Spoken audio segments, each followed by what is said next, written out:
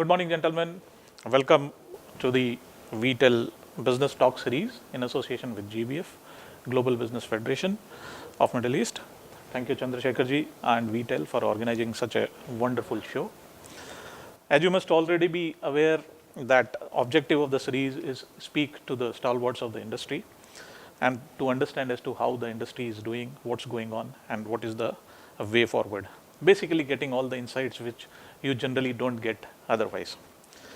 The series was started with a successful panel discussion with the leaders of the gold and jewelry industry last month, and now we are meeting again to discuss the textile industry in this talk today. Before I start the discussion with the esteemed panel here, let me say that we are privileged to have this show in person after going through more than 2 years of dreaded pandemic, which took a heavy toll on human lives, global economy, businesses, and many more. The textile industry was also affected equally with the issues of production, supply chain, availability of raw materials, labor shutdown of production lines, and many more such issues. We are fortunate that we live in this country where the UAE government did a fantastic job in containing the spread of the virus and inoculation of population in record time. In fact, we were the first ones to reopen the business activity after the initial lockdowns. The successful organization of Expo 2020, multiple reforms initiatives in the past few months, and the arrival of people into this country in millions are the testament of the fact that we are recovering well and the economy is growing again. We are thankful to the wide leadership of the country for their visionary leadership and guidance. The economy is certainly getting back to growth, and majority of industries and businesses are slowly but steadily moving back to the pre-pandemic level of the exponential increase in business activities.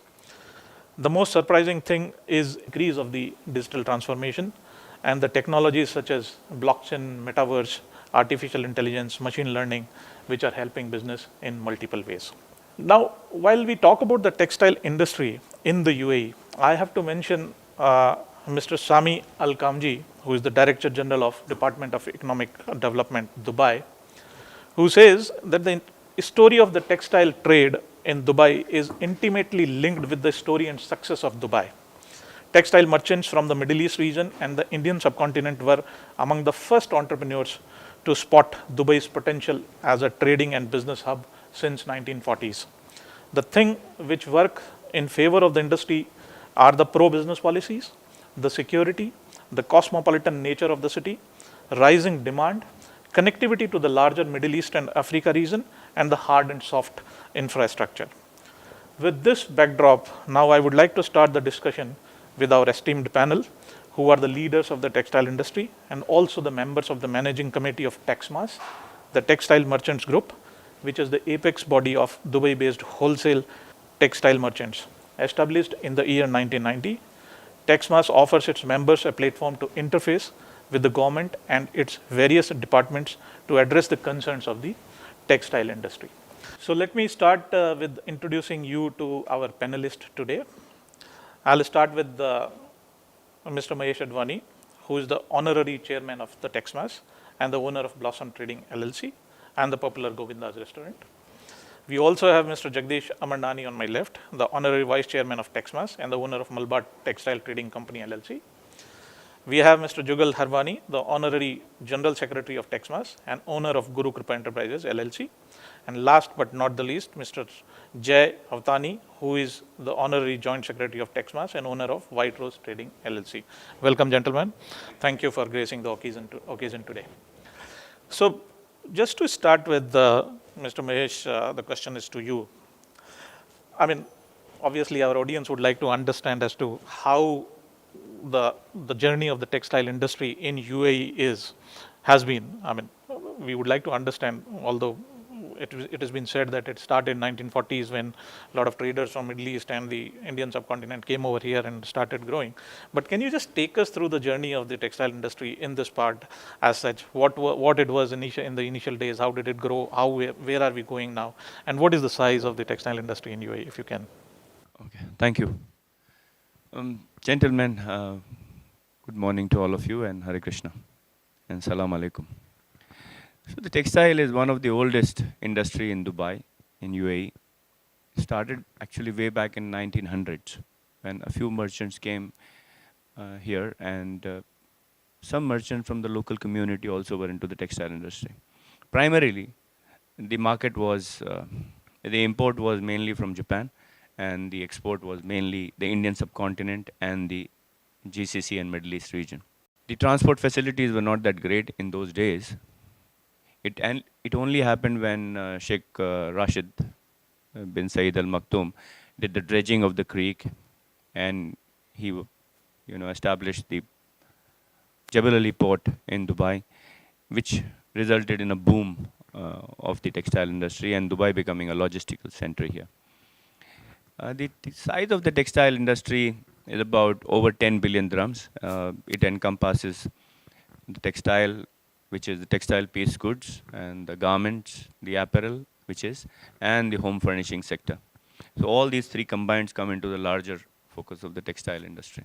Of course, the trade has evolved, added more markets to the textile uh, trade here.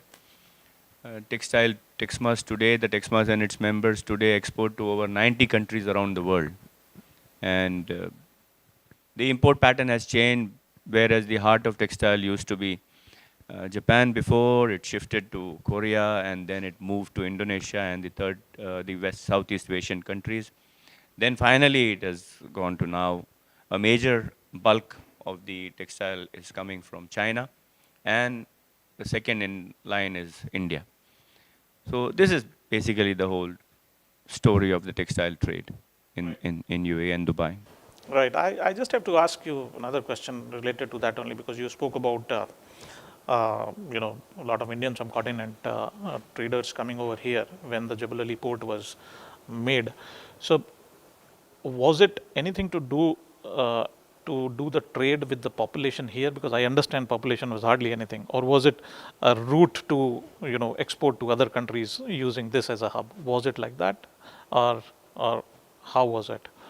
Well, the policy and the pragmatic decision of Sheikh Rashid bin Saeed Al Maktoum resulted in Dubai being a logistical hub for the Middle East, entire Middle East. The UAE population is very small, so hardly any local consumption. But because of the tax fee structure and a very low custom duty, it encouraged people from all over the world to park their goods here and then distribute from here. And Jebel Ali Port added a great extent towards that journey. Right, right. Thank you so much. Now, in your answer, you also spoke about TEXMAS. So my next question is related to that only. I mean, please let us know. I mean, you guys are from TEXMAS and you are the chairman. What were the objectives to start TEXMAS as such, and what you have been able to achieve so far using that as an instrument? Well, TEXMAS is the first association to be registered in Dubai. So we've been kind of leaders in forming an association and getting our voice through to the government. The main objective of TEXMAS was, of course, to reach our voice to the government, which is, here, which hears openly.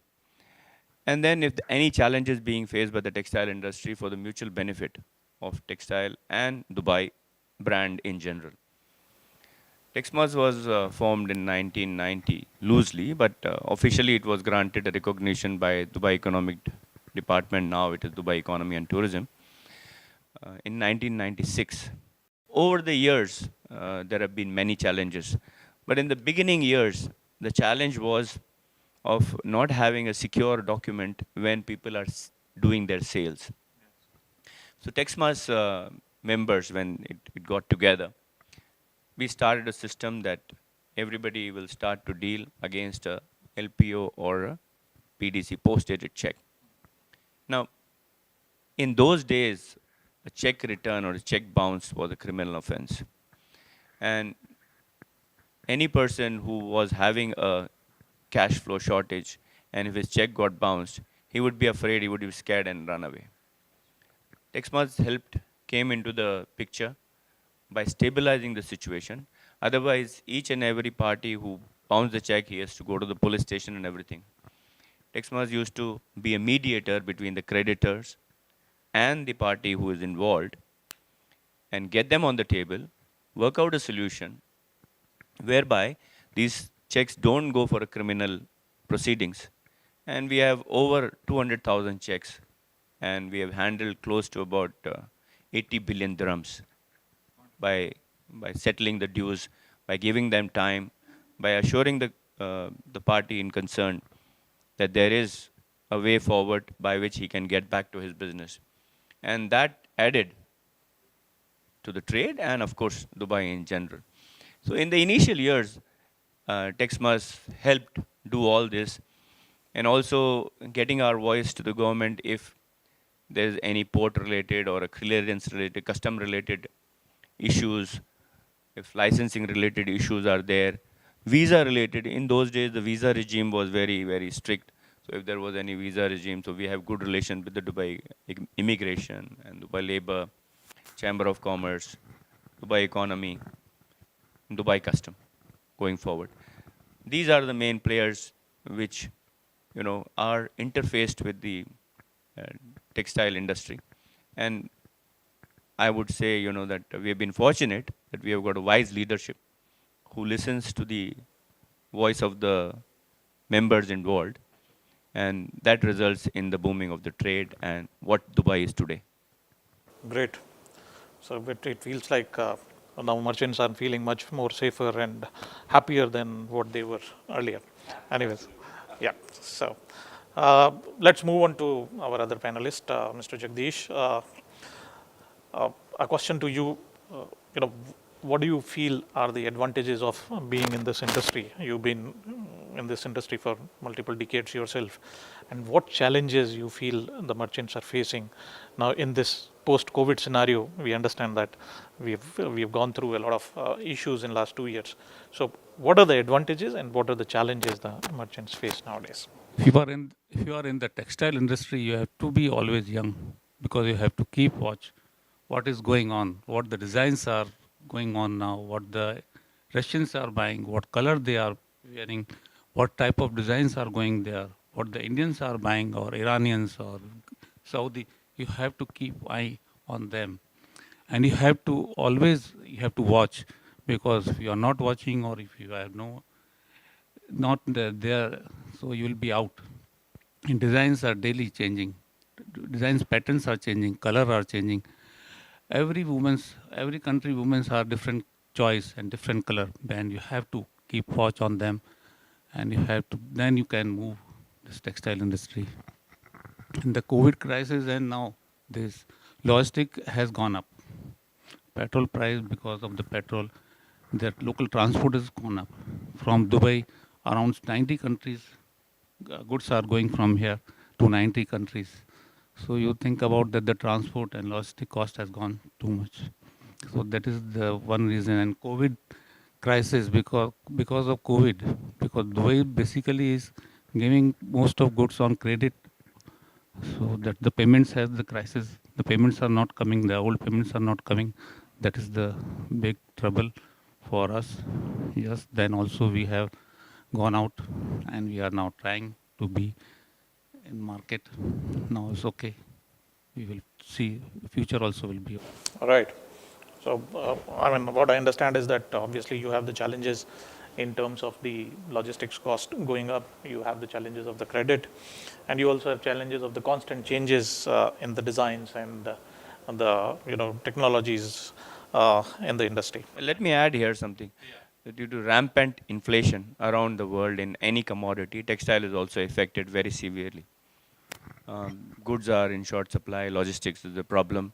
So it is resulting in, a part-term short-term shortage over here. But that could be a boon in disguise for Dubai, because anywhere you go to import today, you go to buy, you will get the shipment after 6 months, 8 months. China is having its own issues, still coping with it. And everybody is in a rush to buy. Dubai comes in handy today if anybody wants a ready stock. We have here over I think 20 billion dirhams of stock in Textile City, where you could come and buy ready stock immediately. So it is going to be a blessing in disguise for Dubai going forward. And we are seeing the rush of buyers from all over Middle East and Africa rushing to Dubai to buy. Right. Yeah. That's wonderful. I mean, both Mahesh and Jagdish ji has touched upon COVID related issues. But Mr. Jugal, just asking you, I mean, what do you think was the impact of COVID as such on the textile industry in the past 2 years? Yes, we have seen in last 6 months we're coming out of COVID, but then we got into the Ukraine-Russia war, which is got us into inflation, and now we're talking about the global recession. Let's talk about 2 years before. I mean, pre-COVID and what happened in the last, you could say, 30 months or so. So, See, definitely, I will say that no one is left that who is not affected with the COVID, and definitely the textile industries also we are all same that, and it is the same that we have faced a lot of the problems all that, but now since last 6 months we are coming up with this, and I would like to say that all these efforts with the great leaders of our country, and it was their efforts that they help us to containing the spread the coronavirus, and which help us to bring all the confidence back to the country. Customers also came back to the countries, and UAE was the first country among the pandemic, the safest country. One of the safest country was in the world. So which was all help us to come back to the normalize, and we were the first country with the open up, with the trade, with the tourism and everything. This all help us. I would also like to thank the people of the UAE also. They also followed the very well the protocols, and they also helped a lot to come up with the country and open up. absolutely. So, just continuing with this, Mr. Jay, the question to you. I mean, we've seen that in a few months back, India has signed a CEPA agreement with UAE. Do you think this UAE CEPA agreement in the post-COVID scenario is going to be a blessing for both the countries and as such for the textile industry? Morning. Yes, it is definitely helping both the countries, not only both countries, but even the neighboring countries also. CEPA is a trade which is signed by India and the UAE. This will help us in saving duties and bringing in a lot of other customers. Before CEPA, the business with India, UAE had about 40 billion, and which we forecast in 2026, it will be 120 billion. Yes, that will be a very good result. And because India is signing CEPA with other countries also, and UAE has signed with other countries also, so it is a link for the business. Secondly, China is affected. China's exports have been affected. We cannot travel to China. So that has again helped India to export a lot of things out of India into UAE. And UAE is the center hub of export to all over the world. As you know, we are exporting to over 90 countries. So this is definitely a blessing from both the countries. Right. Absolutely. So coming back to you, Meji, we spoke about TEXMAS, we spoke about how the COVID has affected the industry and what's happening in the post-COVID scenario along with CEPA. At this point, I would also like to talk about one of the ventures of TEXMAS, which is Dubai Textile City. We know that TEXMAS has been, the pioneer in starting this thing and then taking it to the next level. Just take us through what Dubai Textile City is, what is its objectives, and how it is helping to the merchants, if you can. Thank you, Ms. J. I am glad you asked this question. Dubai Textile City is a model. It is the first public-private partnership in UAE. The government of Dubai, being visionary, gave us the land, barren land, and TEXMAS developed the entire facility, the entire infrastructure, and mind you, it's a free zone, and the running, day-to-day maintenance, and administration of the place is entirely being done by TEXMAS. So this speaks volume about Dubai government having the confidence on a body like TEXMAS. What Dubai Textile does, of course, because it's a free zone, the objective of bringing all the merchants and storage under one roof was, if you remember, the inflation point of the 1990s and the second inflation of 2005 to 2008 journey of Dubai. By bringing all the merchants into the Dubai Textile City and having a fixed lease from the government, whereby the warehouse belongs to the owner, the member. He has to only build the infrastructure, and the land is given on a nominal lease by Dubai government. It stabilizes the expenses of the textile industry. Textile industry, because we are working on a logistical hub here, we re-export mainly. 90% of the goods are re-exported. Mostly it is not domestically consumed. So the Dubai traders work on a very, very wafer thin margin. It's about 3 to 5% margin. Textile industry works here. But because the turnover is very large, okay, it results in the added advantage of being. So Dubai Textile City helps stabilize. And when it is 300 merchants under one roof, obviously it helps for the traders from abroad to come, overseas to come, and then they see the entire beautiful facility. Mind you, I mean, many visiting ambassadors and dignitaries from many countries have visited Dubai Textile City. Um, so Dubai Textile City was built entirely by the merchants. The construction was handled by the committee. We result today, I mean, it's being one of the iconic face of Dubai. Even it's a model. It's a model to be visited. I would say, like anyone visiting Dubai should visit Dubai Textile Dubai City. Textile City. Of course, yeah. A lot of my friends keep on talking about Dubai Textile City. Yeah, I understand that.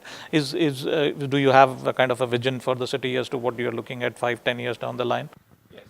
With the SEPA being signed, which you asked, what we are trying to do is connect with the Indian manufacturers and have a tie-up with them, a JV, a joint venture sort of, whereby they could utilize our storage facility as being their storage facility and then re-export to the entire region. Because today, the lead time, when we export out of India and then place the order, but we could have a ready stock here, and when they get the order from nearby neighboring countries, they could easily, and the route from Dubai as a logistical is very, very easy and convenient for us to export. Also, what we are trying to encourage and do is enhance Dubai Textile City by bringing in more facilities under its roof. We are in talks with the government so that digital printing, factory could be set up inside the Dubai Textile City, and value addition services. A lot of value addition services happen, like embellishing your ladies' garment with stones, Swarovski diamonds, embroidery being done. All these things we are going to add in future Dubai Textile City. And when with the SEPA being signed with multiple countries of Dubai, that will work to our advantage. Because today SEPA has been signed with India. The next in line is Indonesia, Israel, and Colombia. When we let's say export minimal raw material from India or any of these countries and export to any country, it gives us an added advantage. With the SEPA has a 40% ceiling of value addition.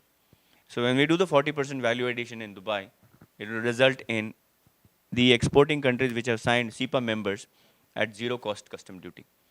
That gives us benefit to Dubai. So I understand that the SEPA agreement has been a blessing for the industry as such. Truly.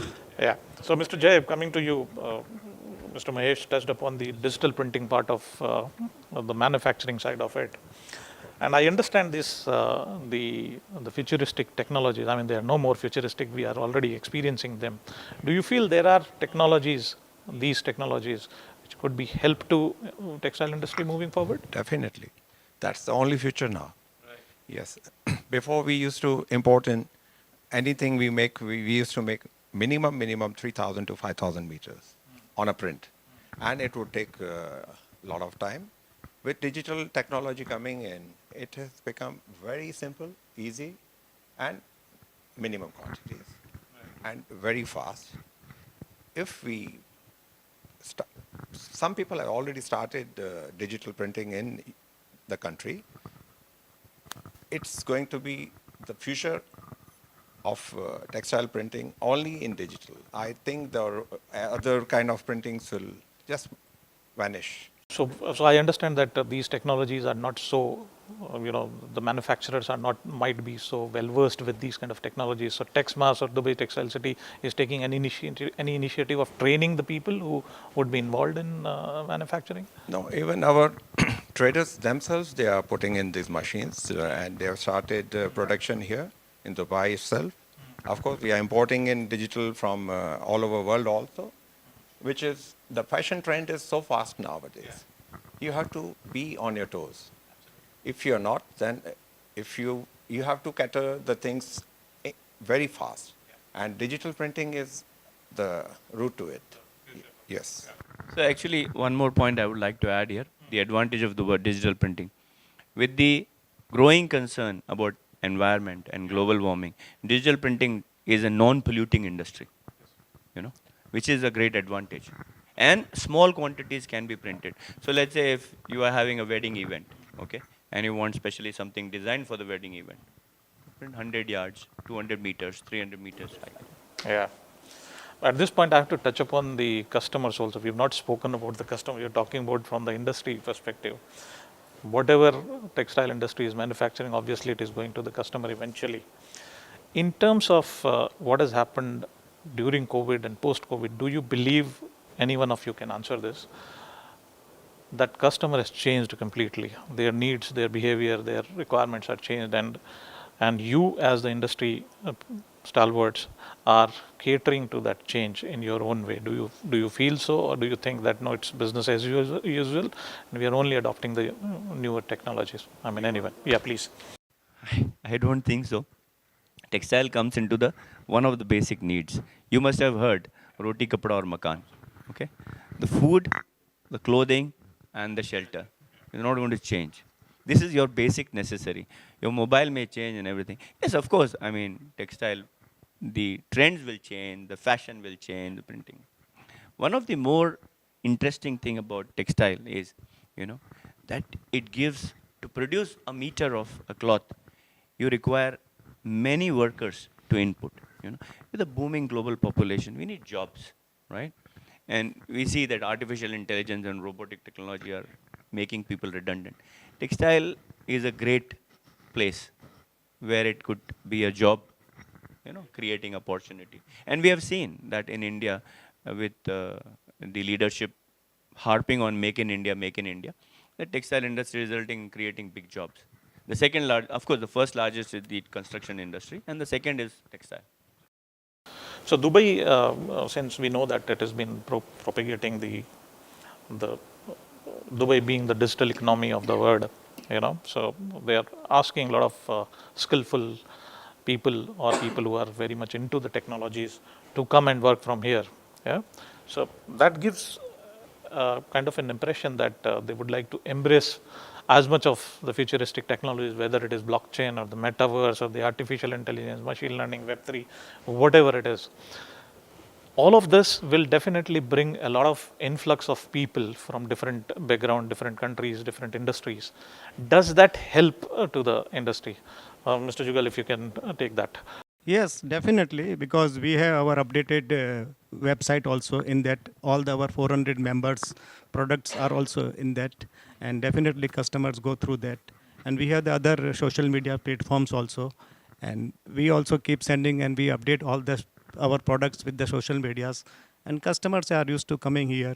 And we have the same one advantage that customers are coming here just because of the China is still struggling a lot.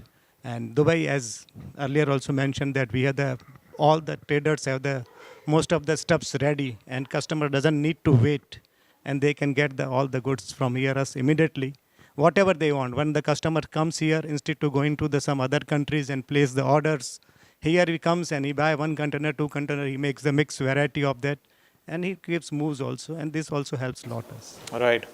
Mr. Mahesh, the question to you, the next one, before we go to the last question. We have two of the largest economy in the Middle East and the wider East, Saudi Arabia and Egypt. UAE, we know that we've got all kinds of advantages being, from the government and the policy wise and otherwise also. But KSA and Egypt, we all know that has been growing so well and has got a 10-year plan. which is very much happening in front of us, and we can see that what we have seen in Dubai in last 10 years might be happening in these two countries again.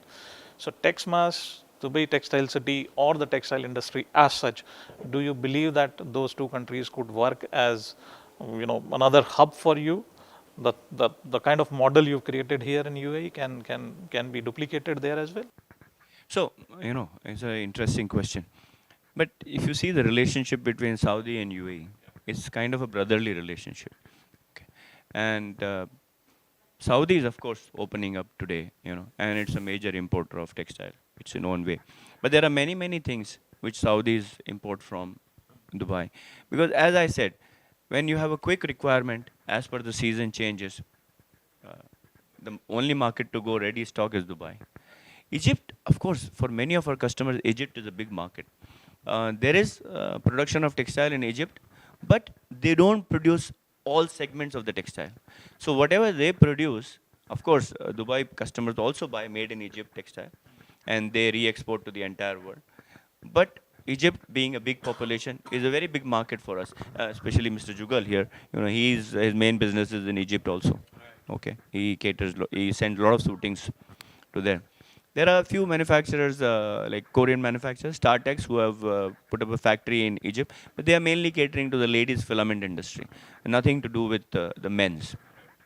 So I don't see any competition. In fact, Egypt and Saudi are in tandem helping us to grow further. It's not a problem, but it's an opportunity. I would like to add here about the Egypt that I believe that CEPA agreement is also been done between Dubai and Egypt also, UAE and Egypt also, and definitely it is very good boon for the business. If we set up here manufacturing or something, then definitely it will help a lot us, because Egypt is about more than 130 million people, and their needs, demands, still it is the shortage always there, and because customers place the orders, they have to wait. Nowadays, very uncertainty about the productions and all that things. Supply chain is very much affected. So if the industries can be set here, and the government is very willing to set up all the industries here, and if it is once set up, then definitely it will be the big boon for the Egypt and UAE business. All right. Okay. Just a last one before we wrap up the session today. What do you think the UAE government, I mean, you use this forum to ask the leaders as to what more you want them to do for you so that you experience the exponential growth in the coming decade and make Dubai as the model for the entire world. What do you feel you need more from the leadership? Umesh, I think we can't thank the government enough. Okay, the benevolent rulers of Dubai and of course UAE, they always are a sounding board for us, and we get time, like we just give a call or send an email and we immediately get an appointment. And whatever roadblocks we face, the government is more than helpful to help us achieve this larger objective of getting more business to Dubai. SEPA is going to be a big boon for all of us as we are. I think many of the people have not understood SEPA properly, and there are a lot of workshops being on. TEXMAS is holding workshops with its members among how to benefit from the SEPA. We had a few meetings with the Indian consulate and the Indian embassy also, and government, Dubai Custom, and we circulated among our market. Going further, we are inviting, we are having panel discussions, forums, seminars on how we could utilize this SEPA as a booster for Dubai economy, where people from India could set up processing units. A partial production facility could be shifted to Dubai with its great, logistical sense. So maybe the gray could be shipped out of India. Printing could be done here. Gray could be shipped out of India. Processing could be done here. And then cater to the entire Middle East or African market. So going forward, of course, we are always thankful to the government. I see a bright future ahead. And we want to take this trade, at least in the next 5 years, we want to double it. Okay, that's our target. And TEXMAS and its members are committed towards the growth of Dubai and UAE. Thank you so much. God bless you. Thank you. Thank you, gentlemen. It has been wonderful talking to you guys. I come from the retail background, but then speaking to you guys, I learned a lot of about the textile industry, the TEXMAS as such, and the Dubai textile city. Thank you so much for talking about each aspect of the textile industry. Thank you, GBF, once again for organizing this thing. Thank you to VTEL for giving us opportunity to record this session today. Thank you very much, gentlemen.